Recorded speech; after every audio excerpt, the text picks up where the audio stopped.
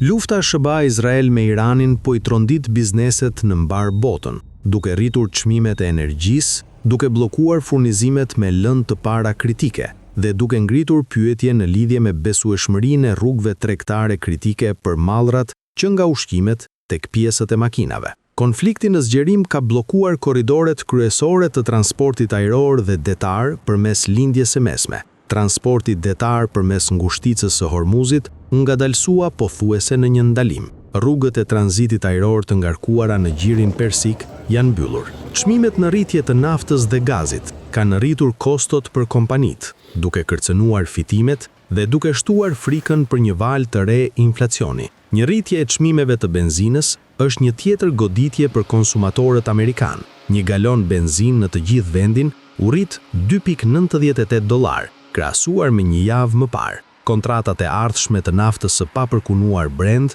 u rritën $90 për fuqi. Në Europë, e cila ende po rimëkëmbet nga kriza energjetike e vitit 2022, dhimbja është akute për industritë që kërkojnë shumë energji.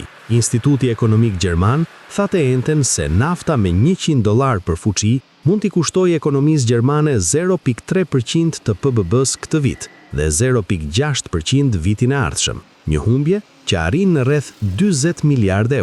Ndërprerja e transportit detar preku inputet e specializuara industriale si squfuri dhe I shtyu prodhuesit e mëdhenj të aluminit të përdorin klauzolat e forcës madhore. Transportuesit dhe siguruesit kanë rritur ndjeshëm disa çmime në përgjigje të konfliktit. Një tronditje e zgjatur energjetike mund të sjellë një manual recesioni, paralajmëroi Morgan Stanley, ndërsa analistët e Goldman Sachs thanë se një rritje e përkohshme e çmimeve të naftës në $100 për fuqi mund të ngadalsojë rritjen globale me 0.4 pikë përqindje. Shumë varet nga kohëzgjatja e konfliktit. Shumë e pasigurt, edhe nëse shumë mendojnë se Trump nuk dëshiron një luftë të zgjatur dhe të kushtueshme përpara zgjedhjeve të mesmandatit në SBA në nëntor.